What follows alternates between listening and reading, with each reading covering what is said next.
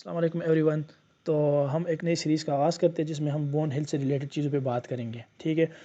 तो इस सीरीज़ में हम डिस्कस करेंगे कि हमारे पास बोन की कौन कौन सी कंडीशन होती है, कौन कौन सी बीमारी हमारे पास होती है, उन बीमारियों का हमें पता कैसे चलेगा और फिर उनका इलाज हम कैसे करेंगे।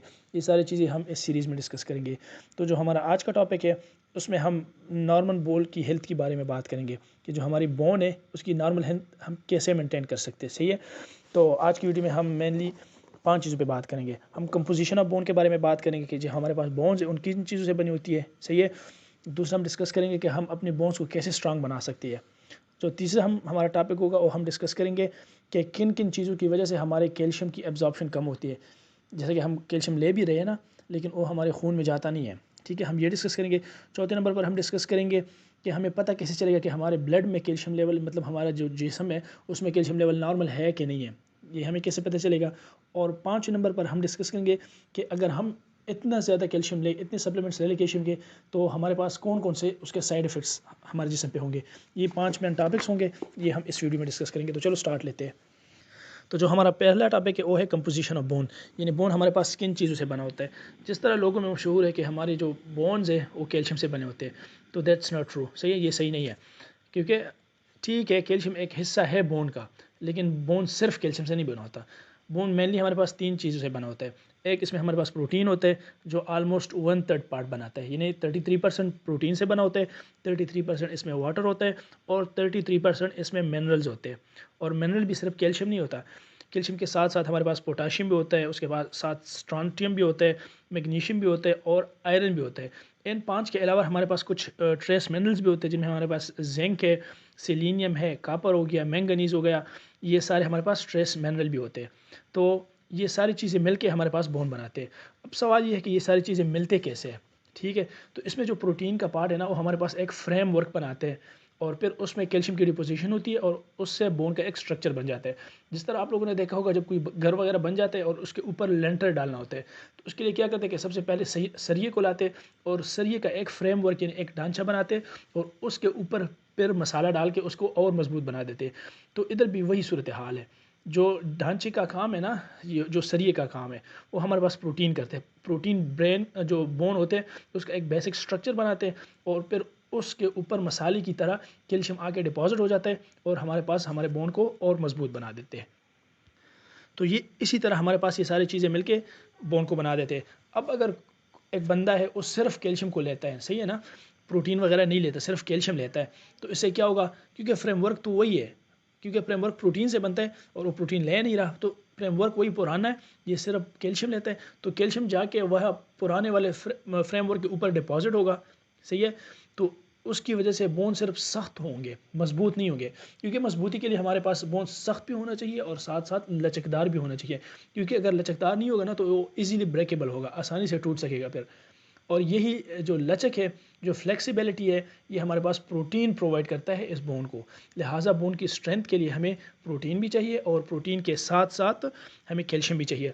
अच्छा, अब सवाल ये है कि ये चीज़ें हमें मिलेंगे कहाँ से, हमें प्रोटीन कहाँ से मिलेंगे और हमें कैल्शियम कहाँ से मिलेगा। सही है। और कैल्शियम के साथ साथ जो बाकी मिनरल्स है ये कहाँ से मिलेंगे। तो जो मैं आपको बताता चलूँ कि हाई क्वालिटी प्रोटीन हमारे पास अवेलेबल होता है बीफ में, फ़िश में, एग्स में होता है और इसके साथ जो बोन ब्रॉथ होता है उसमें हमारे पास हाई क्वालिटी के प्रोटीन होते हैं। सही है। इसके अलावा जो मिनरल्स है लाइक कैल्शियम हो गया, फास्फेट हो गया, मैंगनीज, ये सारे हमारे पास डिफरेंट फ्रूट्स हो गए, नट्स हो गए, ठीक है, सीड्स हो गई, ये सारों में अवेलेबल होता है। इसको हम डिटेल से अगली वीडियो में डिस्कस करेंगे। ठीक है। तो ये हमारे पास दो चीज़ें हो गई, मतलब प्रोटीन और मिनरल्स हमें यहाँ से मिलेंगे। ठीक है। लेकिन इन दोनों के साथ साथ हमें इसके लिए विटामिन ए भी चाहिए, विटामिन डी भी चाहिए और विटामिन के भी चाहिए। ये तीनों विटामिन हमें चाहिए। ठीक है। तो अभी तक हमने पढ़ा कि हमारे पास मजबूत बोन के लिए हमें हाई क्वालिटी प्रोटीन चाहिए, हमें मिनरल चाहिए और इनके साथ साथ हमें विटामिन ए, डी और के चाहिए। ये तीन तो हो। अगर किसी के पास ये तीन है भी, लेकिन इन तीनों के अलावा भी एक शर्त है, अगर वो शर्त फुलफिल होगा तब बोन स्ट्रांग होंगे, वरना स्ट्रांग नहीं होंगे। वो क्या है, वो ये है कि आपका लिवर हेल्दी होना चाहिए, ठीक है, और उसके साथ साथ आपके स्टमक में एसिड होने चाहिए। मतलब जिस तरह जो नॉर्मल रूटीन में स्टमक में एसिड बनते हैं ना, और अक्सर आप लोगों ने देखा होगा कि उसके लिए लोग जो दवाइयाँ ले रहे होते हैं, जो लाइक ओमेप्राजोल हो गया, एसोमेप्राजोल हो गया, पेंटोप्राजोल हो गया, जितने भी हमारे पास प्रोटॉन पम्प इनहिबिटर्स हैं जो एसिड सिक्रीशन को कम करते हैं ना, तो ज़ाहिर बात है अगर आपके स्टमक में एसिड कम होगा तो फिर कैल्शियम की एब्जॉर्प्शन सही नहीं होगी। लिहाजा इन 3 चीज़ के अलावा हमारे पास हेल्दी लिवर होना चाहिए और हमें हमारे स्टमक में एसिड होना चाहिए। ठीक है, तो ये इसकी कंडीशन हो गई। अच्छा, अब हम डिस्कस करेंगे कि हमारे पास किन चीज़ों की वजह से हमारे जिस्म में कैल्शियम की कमी होगी।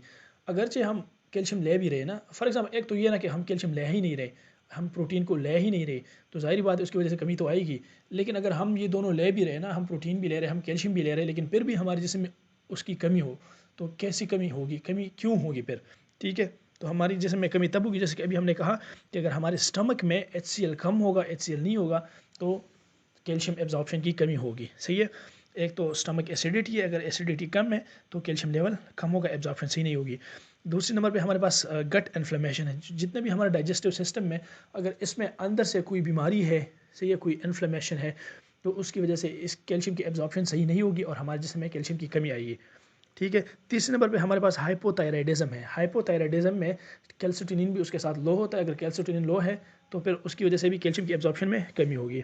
ठीक है, इसके साथ साथ अगर विटामिन डी की डिफिशियंसी है फिर भी इसकी कमी होगी। विटामिन डी के अलावा अगर कोई मिनरल जो हम लेते हैं ना, मैग्नीशियम हो गया या सोडियम हो गया, अगर उन दोनों की कमी है तो उसकी वजह से भी कैल्शियम की एब्जॉर्प्शन में मसला आ सकता है। जो सबसे इंपॉर्टेंट है और जो स्पेशली फीमेल में होता है वो है लो एस्ट्रोजन लेवल। जिस तरह नॉर्मल फीमेल में ये होता है ना कि उनमें मेंसेस होते हैं, जो रेगुलर पीरियड्स आते हैं, उसके साथ एस्ट्रोजन लेवल फ्लक्चुएट होता है। ठीक है, जब ये फीमेल 40s में पहुंच जाती है ना, 40 साल तक इनकी उम्र पहुंच जाती है, तो फिर इनकी जो माहवारी है, जो मंथली पीरियड्स इनको आते हैं, वो रुक जाते हैं। ठीक है, उसकी वजह से उनका एस्ट्रोजन लेवल ड्रॉप होता है, एस्ट्रोजन कम होता है। जब एस्ट्रोजन कम होता है तो उस लो एस्ट्रोजन की वजह से कैल्शियम की एब्जॉर्प्शन में भी फिर मसला आता है, कैल्शियम की एब्जॉर्प्शन सही नहीं होती और उनके बोन्स भी वीक शुरू होना हो जाते हैं। तो ये हो गई हमारे पास कैल्शियम के लो एब्जॉर्प्शन की काजेज़, कि अगर हम कैल्शियम ले भी रहे हैं लेकिन फिर भी हमारे जिस्म में क्यों कमी है, तो ये हमारे पास उनके कुछ मेन वजूहात है। सही है। अच्छा, अब जो नेक्स्ट सवाल है वो ये है कि हमारे जिस्म में हमें कैसे पता चलेगा कि कैल्शियम का लेवल नॉर्मल है या कम है। ठीक है, इसका हमें पता कैसे चलेगा? तो इसका एक सिंपल सा जवाब तो एक ये है कि अब अपना ब्लड दे के लेबॉर्ट्री में चेक कराए ना, आपको पता चल जाएगा। लेकिन अगर आप देखें तो असल में हमारे पास जो कैल्शियम होता है वो तो ज़्यादातर बोन में डिपॉजिट होता है, वो तो ब्लड में इतना नहीं होता। लिहाजा जो ब्लड टेस्ट होता है वो सही इंडिकेट नहीं करता, वो हमें सही नहीं बताता कि हमारे जिस्म में कैल्शियम की कमी है कि नहीं है।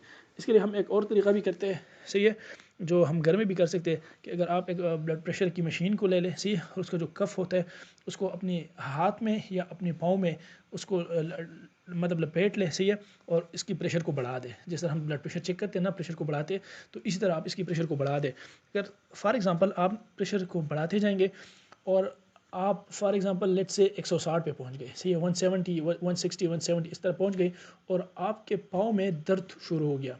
ठीक है, जहाँ पे आपने ब्लड प्रेशर कफ को बांधा है ना, उसके साथ आपको क्रैम्प्स पड़ गए। ठीक है, तो इसका मतलब ये हुआ कि हम आपका कैल्शियम लेवल कम है। अगर आपको क्रैम्प्स 200 प्रेशर से कम प्रेशर पे पड़ गए, सही है, तो आपको कैल्शियम की कमी है, इससे ये हमारे पास इंडिकेट होता है। लेकिन अगर आपको 200 तक क्रैम्प्स नहीं पड़े, जब प्रेशर 200 से बढ़ गया, 200 से 220 तक पहुंच गया और 200 से 220 की रेंज में आपको क्रैम्प्स पड़ गई, तो ये इंडिकेट करता है कि ये लोअर नॉर्मल लेवल है। ठीक है, कि मतलब नॉर्मल तो है फ़िलहाल लेकिन कमी की तरफ जा रहा है। सही है। अच्छा, अगर 220 तक भी नहीं हुआ, 220 से लेकर 240 तक आपको क्रैम्प पड़े या उसके बाद भी नहीं पड़े, तो मतलब ये कि आपका कैल्शियम लेवल बिल्कुल नॉर्मल है। तो ये हमारे पास एक सिंपल सा टेस्ट है जिससे हमें घर बैठे पता चल जाता है कि हमारा कैल्शियम लेवल कैसा है, नॉर्मल है या इससे ज़्यादा है। अच्छा, अब जो हम कैल्शियम लेते हैं ना, जिस तरह मैंने आपको बताया कि कैल्शियम के सोर्सेज के लिए हम नेक्स्ट वीडियो में डिस्कस करेंगे, लेकिन सिंपली मैं आपको बताना चलूँ कि ये जो लोग टैबलेट्स लेते हैं उसके लिए कैल्शियम के लिए, ये हमारा कैल्शियम लेवल कम है, हम टैबलेट से बढ़ा देंगे ना, तो ये it's not a good way. ठीक है, इससे हमारे पास डिफरेंट मसाइल भी हो सकते हैं, क्योंकि अगर आपका कैल्शियम लेवल पहले से ज़्यादा है और आप और भी उसके ऊपर कैल्शियम लेते रहे, तो इसके क्या नुकसान हो सकते हैं। ये सबसे पहले एरिथमिया को काज कर सकते हैं। अब एरिथमिया क्या है? एरिथमिया असल में हमारे पास जो इरेगुलर हार्ट है वो होता है। जो हमारा हार्ट रेट होता है ना वो रेगुलर होता है, हमारा हार्ट 0.8 सेकंड बाद धड़कता है, सही है, एक ख़ास इंटरवल से, 1 मिनट में 60 से लेकर 100 दफ़ा तक। लेकिन अगर इस रिदम में कोई एबनॉर्मेलिटी आ जाए तो उसको हम एरिथमियास कहते हैं, और ये एरिथमिया कैल्शियम की वजह से भी आ सकते हैं, सही है। और भी उसकी वजूहात है, लेकिन अगर कैल्शियम ज़्यादा हो तो उसकी वजह से एरिथमियास भी आ सकते हैं। एक तो ये एरिथमियास काज कर सकते हैं। दूसरे नंबर पर ये स्ट्रोक के रिस्क को बढ़ाता है। अब स्ट्रोक क्या होता है? ये फालज जिसको लोग कहते हैं ना, उसका रिस्क बढ़ा देते हैं। असल में जब कैल्शियम जिस्म में ज़्यादा होता है ना, तो ये जाके ब्लड वेसल में डिपॉजिट हो जाता है और इसकी वजह से ब्लड वेसल में सख्ती आ जाती है, उसको स्टिफ बना देते हैं। ठीक है, तो उधर फिर ब्लड सप्लाई नहीं पहुंच पाती। अगर ये ब्रेन के ब्लड वेसल में डिपॉजिट हो जाए तो फिर ब्रेन तक ब्लड नहीं जाने देता। अगर हार्ट के ब्लड वेसल में हो जाए तो हार्ट तक ब्लड नहीं जाने देता। तो इसकी वजह से फालिज का अटैक भी आ सकते हैं और हार्ट अटैक भी आ सकते हैं। ठीक है, अच्छा, इसके साथ साथ ये हमारे पास बीपी को भी बढ़ा सकता है। जिस तरह हमने कहा ना कि ये ब्लड वेसल्स को स्टिफ बना देता है, तो इसकी वजह से बीपी भी बढ़ सकता है। अच्छा, इसके अलावा ये किडनी स्टोन भी बना सकते हैं। जो सबसे मोस्ट कॉमन किडनी स्टोन होते हैं ना, उसमें हमारे पास कैल्शियम ऑक्सलेट ही होते हैं। तो अगर आपका कैल्शियम परसिस्टेंटली हाई रहता है तो ये किडनी स्टोन भी बना सकता है। किडनी स्टोन के अलावा ये कंस्टिपेशन काज कर सकते हैं और इसके साथ साथ ये डिप्रेशन में भी बंदे को डाल सकते हैं। ठीक है, और जो सबसे कॉमन और इम्पोर्टेंट है वो है एब्डोमिनल पेन। अगर आपका कैल्शियम लेवल ज़्यादा है तो आपको एब्डोमिनल पेन भी हो सकते हैं। तो ये है कुछ साइड इफ़ेक्ट्स कैल्शियम के। लिहाजा कैल्शियम के सप्लीमेंट्स सच नहीं लेनी चाहिए विदाउट डॉक्टर्स प्रिस्क्रिप्शन। ठीक है, जब भी आपको कोई मसला हो, आपके बोन में दर्द हो रहा हो, आपको लगता हो कि आपकी हड्डियाँ कमज़ोर है, तो स्ट्रेट अवे आपको अपने डॉक्टर के पास जाना चाहिए और फिर वो टेस्ट वगैरह करवा लेगा, आपकी हिस्ट्री ले लेगा, आपसे कुछ एग्जामिनेशन कर लेगा और फिर उसके अकॉर्डिंगली वो आपको मैनेज कर लेगा। अपनी तरफ से अगर आप कैल्शियम की गोलियाँ लोगे तो आपको ये साइड इफ़ेक्ट्स हो सकते हैं। तो चलो नेक्स्ट वीडियोज़ में फिर हम डिस्कस करेंगे कि कैल्शियम हम कहाँ से नेचुरली ले सकते हैं और ये प्रोटीन हम नेचुरली कहाँ से ले सकते हैं।